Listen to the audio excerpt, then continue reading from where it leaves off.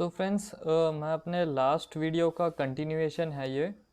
तो जैसे कि मैंने आपको लास्ट वीडियो में बात किया था, अगर मेरे को कोसेक 60 की वैल्यू अगर पता करनी है कितनी है, तो फिर जैसे इससे पहले जो मैंने आपको पढ़ाया है आप क्या करोगे, उसके लिए आपको क्या करना पड़ेगा, साइन 60 की वैल्यू निकालनी पड़ती है। ताकि जब साइन 60 की निकालोगे तभी तो आप ना कोसेक ऑफ 60 को आप लिख पाओगे 1/sin 60, है ना। तो इसके लिए आपको साइन 60 की वैल्यू पता होनी चाहिए। मतलब ये अननेसेसरी एक्स्ट्रा वर्क हो रहा है, ठीक है। इससे आंसर गलत नहीं आएगा, और मैंने बस ये बताया था कि तुम्हारे स्टार्टिंग में आपके माइंड में ज़्यादा कन्फ्यूजन ना हो और चीज़ों को काफ़ी ईजी रखा जाए, इसीलिए मैंने आपको ये तरीका बताया था। लेकिन अभी जैसे जैसे आप अपन आगे स्टेजेस में बढ़ते जाएंगे, अपने को क्या करना है और थोड़ा एडवांस होना है। तो अब जैसे कि यहाँ पे साइन 60 का निकालूंगा तो एक्स्ट्रा वर्क हो जाएगा मेरा, हर बार थोड़ी ना मैं ऐसा करता रहूंगा। तो फिर अभी क्या करना है कि एक नया फॉर्मूला मैं सिखा रहा हूँ, क्या, कोसेक थीटा। कोसेक थीटा को अपन लिख सकते हैं, क्योंकि देखो अभी सॉरी, साइन थीटा को क्या लिखता हूँ मैं, साइन थीटा को लिखता था इससे पहले अपोजिट अपॉन हाइपोटेनियस। ठीक है, बस आपको ये रखना है कि साइन थीटा और कोसेक थीटा जो है दोनों एक दूसरे के रेसिप्रोकल है। ठीक है, तो ये हो जाएगा मेरा हाइपोटेनियस अपॉन अपोजिट।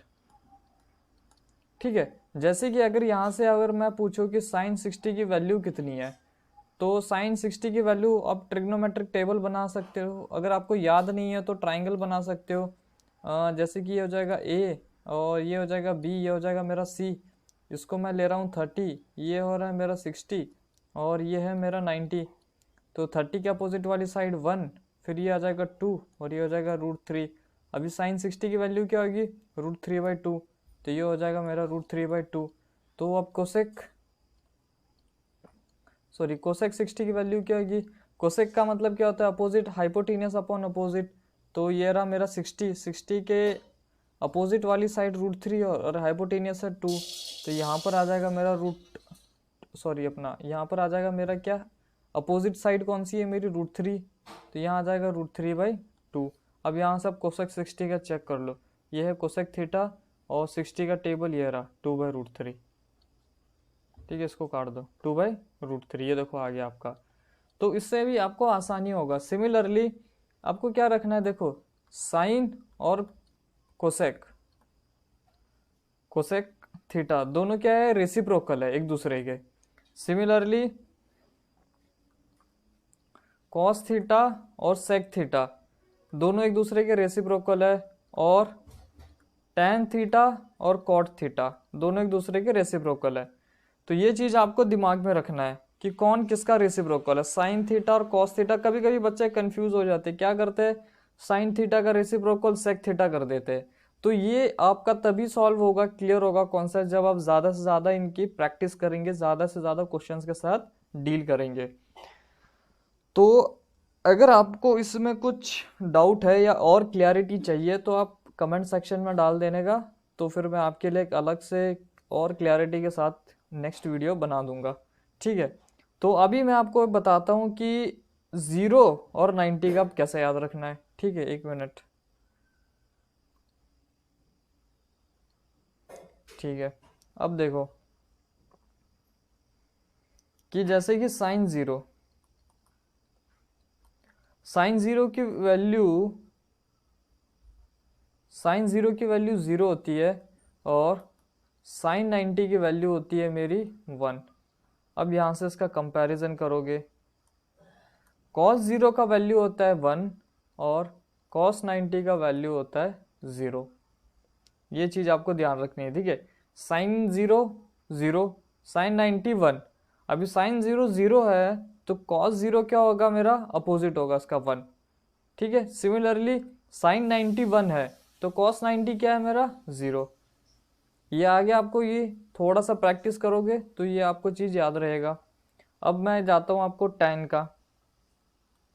देखो टैन 0 है, 0, क्यों 0 है, अभी देखो यार, टैन थीटा का एक और फॉर्मूला है।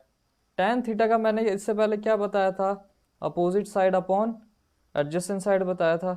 इसका एक और फॉर्मूला है टैन का, टैन थीटा को अपन लिख सकते हैं sine theta upon cos theta. ये एक इंपॉर्टेंट फॉर्मूला है।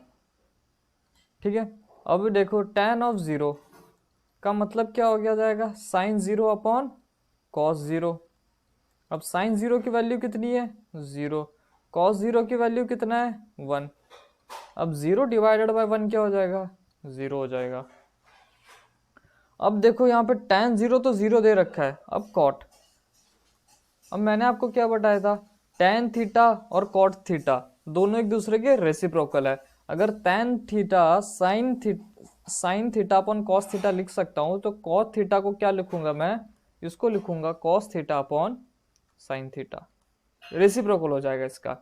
अब कॉस, अगर मैं 0 की वैल्यू निकालूँ, अगर थीटा की जगह अगर मैं 0 पुट कर दूँ, यहाँ पर भी 0 पुट कर दूँ, यहाँ पर भी 0 पुट कर दूँ, तो cos 0 की वैल्यू क्या है, cos 0 की वैल्यू है मेरी 1।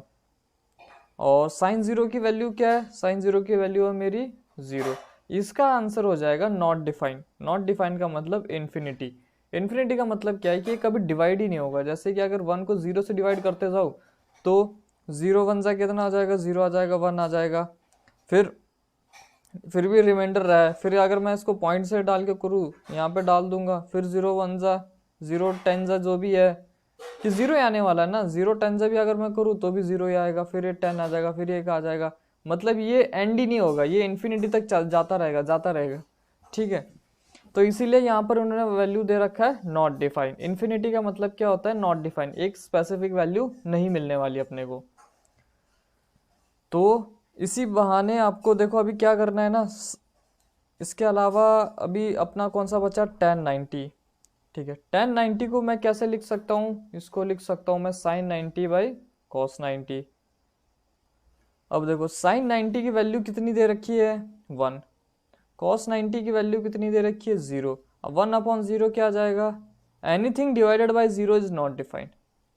ठीक है, अभी यहाँ पर cot 90 को मैं लिख सकता हूँ क्या, इसको लिख सकता हूँ मैं cos 90 बाय sin 90 लिख सकता हूँ मैं, है ना।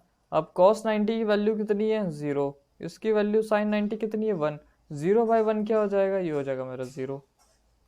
ठीक है, तो अभी इसमें मेन चीज क्या थी बताने का, मेन मकसद ये था कि आपको सिर्फ और सिर्फ ये वैल्यूज याद रखनी है।